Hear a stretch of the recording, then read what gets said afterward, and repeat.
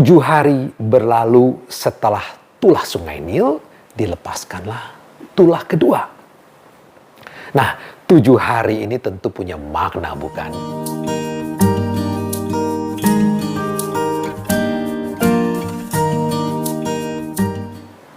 Shalom, tanpa terasa kita sudah sampai episode yang ke-11. Dan kita akan menceritakan tentang perlawanan Firaun kepada Tuhan, ya. Firaun versus Tuhan. Ini tentang kisah mencoba keluar dari Mesir, ya, bangsa-bangsa Israel. Nah, kisah ini tentu mungkin sudah cukup akrab bagi banyak orang. Dan tidak sedikit juga yang bisa menceritakannya dengan cukup detail. Tapi teman-teman semua, tolong diperhatikan ya, sebetulnya permintaan pertama dari Musa itu kepada Firaun. Ini bukan meminta membebaskan bangsa Israel dari perbudakan Mesir selamanya. Tapi apa permintaannya? Permintaannya itu adalah untuk pergi 3 hari ke padang gurun. Retret 3 hari. Ini bisa dibaca di Keluaran 5 ayat 1 dan 3. Nah, detail ini yang sebetulnya kadang-kadang diabaikan, ya, sering diabaikan. Padahal kita tahu tujuan Tuhan membebaskan Israel itu bukan semata-mata membebaskannya dari perbudakan secara fisik, tetapi lebih dari itu adalah bebas dari perbudakan spiritual. Karena apa? Karena Israel kan sudah begitu lama tinggal di Mesir sehingga terbiasa dengan budaya Mesir. Jadi bebas secara politis itu tidak mengatasi permasalahan Israel. Yang menjadi fokus utama dari kisah Keluaran adalah kebebasan untuk dapat berelasi dengan Tuhan yang esa. Bagaimana Firaun menjawab permintaan dari Musa ini? Ia mengatakan ia tidak kenal Tuhan dan tidak mau Israel itu pergi dari Mesir. Keluaran 5 ayat 2. Baginya Allah Israel itu tidak kuat-kuat amat lah. Buktinya apa? Tuhan membiarkan Israel itu menjadi budak di Mesir. Kitab Keluaran itu kan dimulai dengan apa? Firaun menolak untuk tahu, ya, dalam tanda kutip, akan Yusuf dan hak-haknya. Ini sudah dibicarakan di episode sebelumnya. Nah, sekarang ia menolak Yahweh dan tidak mengizinkan Israel itu untuk dapat melayani Tuhan, menyembah Tuhan. Firaun bahkan apa? Memperberat, ya, menambah beban pekerjaan, menolak Israel untuk istirahat dan melayani Tuhan. Jadi di sini kita menemukan tema ketiga dari kitab Keluaran, yaitu melayani atau menyembah. Kata Ibraninya afat. Jadi pertanyaannya sebetulnya adalah, akankah Israel itu melayani Firaun atau mau melayani Tuhan? Itu poinnya. Kemudian Tuhan Israel itu menantang Firaun. Israel adalah anak sulungku. Biarkan mereka pergi dan melayaniku atau beribadah kepadaku. Jika tidak, maka aku akan membunuh anak sulungmu. Keluaran 4 ayat 22 dan 23. Tantangan ini cukup keras, ya. Tapi harus dipahami karena apa? Kitab Keluaran itu kan dibuka dengan Firaun membunuh anak-anak sulung Israel. Firaun rupanya tidak menghiraukan, bahkan memerintahkan untuk memperberat pekerjaan orang-orang Israel. Keluaran 5 ayat 9. Firaun menuduh Musa itu berbohong. Itu sama saja menuduh Tuhan Musa yang berbohong. Trik ini mirip ketika apa? Ular memperdayai Adam dan Hawa. Ingat ya, episode yang kedua. Jadi dengan begitu, sekarang ini Firaun memposisikan dirinya sebagai apa? Musuh Tuhan. 20 kali bab awal di kitab Keluaran itu menceritakan Firaun mengeraskan hatinya.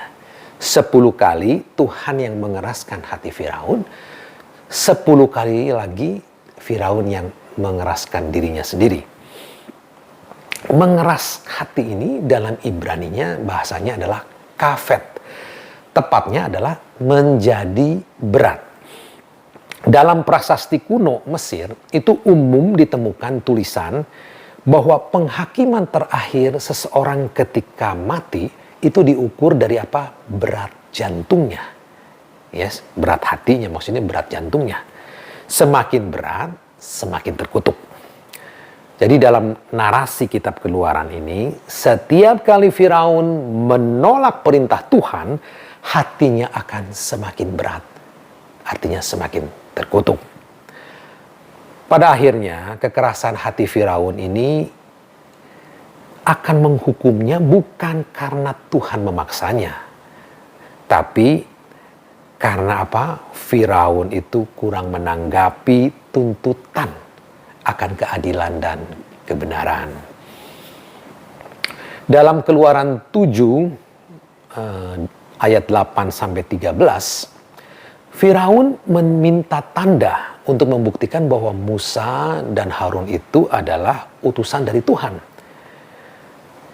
Harun kemudian melempar tongkatnya dan menjadi seekor buaya, loko buaya. Di Alkitab kan ditulisnya ular. Ini bisa dipahami mungkin dari terjemahan dari bahasa Inggris yang ditulis serpent, ya, ular. Tetapi di dalam bahasa aslinya, bahasa Ibrani, sebetulnya ditulis tanin. Nah, ini beda. Beda dengan peristiwa di Taman Eden, ya. Dan juga berbeda ketika perubahan tongkat Musa di bab sebelumnya. Lihat episode sebelumnya, ya. Jadi ada dewa Mesir yang namanya Sobek. Dan ini diwakili dengan sosok buaya yang besar, yang bisa menelan apa saja. Ini dikenal sebagai penjaga sungai Nil dan untuk melindungi Firaun dan Mesir. Bisa dibaca juga perbandingannya di Yehezkiel bab 29 ayat 3 yang juga menyebutnya sebagai buaya. Firaun percaya bahwa dewa ini memberikan kekuatan dan kekuasaan. Nah, ahli sihir Firaun menyulap tanin buaya tetapi ditelan oleh tongkat Harun. Ini artinya ahli sihir tersebut kehilangan tongkat, yang artinya kehilangan otoritas. Jadi artinya Tuhan Israel mengalahkan dewa Sobek, ya, yang dipercaya sebagai pelindung Firaun. Jadi ini bukan sekedar unjuk kekuatan, tetapi adalah perlawanan terhadap dewa-dewa Mesir. Perubahan tongkat menjadi buaya ini, jika dibaca di dalam terang perjanjian baru, adalah sebagai berikut. Perjuangan kita bukanlah melawan darah dan daging, tetapi melawan pemerintah-pemerintah, penguasa-penguasa, penghulu-penghulu dunia yang gelap, dan melawan roh-roh jahat di udara.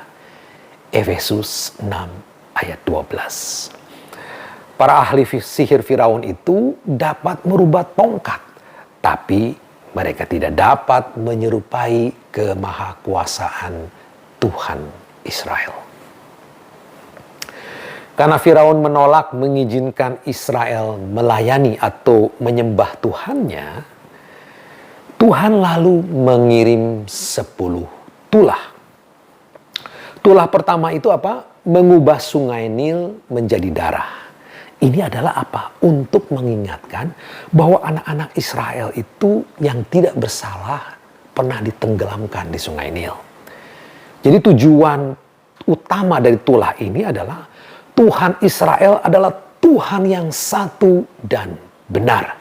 Keluaran 7 ayat 17. Orang-orang Mesir yang sangat sadar dengan simbol-simbol akan melihat bahwa perubahan sungai Nil menjadi darah ini sebagai pertanda buruk, ya. Sungai Nil itu adalah penggerak roda ekonomi Mesir, itu disembah sebagai dewa Hapi. dengan sekarang menjadi darah, ini artinya adalah Tuhan Ibrani telah memukul secara mematikan dewa api. 7 hari berlalu setelah tulah sungai Nil, dilepaskanlah tulah kedua. Nah, 7 hari ini tentu punya makna, bukan? Setiap 7 hari adalah apa? Hari Sabat. Setiap tulah itu berselang 7 hari terjadi pada hari Sabat. Harinya istirahat. Hari yang ditolak oleh Firaun agar bangsa Israel itu dapat menyembah atau melayani Tuhan. Jadi Tuhan ini bermaksud mengajari pentingnya menempatkan penyembahan sebelum bekerja. Penyembahan itu Ibrani afat, bekerja itu juga afat. Jadi ada 2 arti afat itu ya. Nah, tulah kedua itu apa? Tentang katak adalah sebetulnya guna menghakimi Dewi Hek. Ya, ini adalah dewi kesuburan Mesir yang berwujud setengah pinggang ke atas itu berupa katak, sedangkan setengah pinggang ke bawah itu berwujud perempuan. Firaun kemudian memohon kepada Musa untuk melenyapkan katak-katak. Dan setelah dituruti, terjadilah bau busuk bangkai yang mewakili apa? Bangkai dewi kehidupan. Tapi Firaun tetap bersikeras. Setelah itu muncullah tulah-tulah sebagai berikut ya. Terjadi nyamuk, lalat pikat, penyakit sampar pada ternak, barah, hujan es, belalang, dan gelap gulita di seluruh Mesir. Terkait tulah gelap gulita ini, Tuhan Sang Pencipta terang seakan mengambilnya selama 3 hari. Tuhan Ibrani ini ibaratnya meniup dewa matahari Ra, seperti meniup lilin ya. Fuh, gitu. Setiap tulah ini mempunyai pola yang serupa. Musa memberitahu Firaun akan ada tulah, bahwa ia akan tahu siapa Tuhan, dan tulah itu untuk mengalahkan dewa-dewa Mesir. Setiap terjadi tulah, Firaun mengalah untuk membiarkan orang-orang Israel pergi. Tapi setelah tulah berakhir, Firaun kembali mengeraskan hatinya, menolak. Jadi tema ini, tema mengetahui dan melayani, ini diulang-ulang ya. Dan kitab suci mengajarkan apa tentang malapetaka yang berulang ini sebagai berikut. Oleh karena pikiran-pikiran mereka yang bodoh dan jahat, yang menyesatkan orang-orang Mesir hingga memuja binatang melata yang tidak berakal serta hewan yang keji, maka telah kau kirimkan kepada mereka banyak binatang yang tidak berakal sebagai hukuman.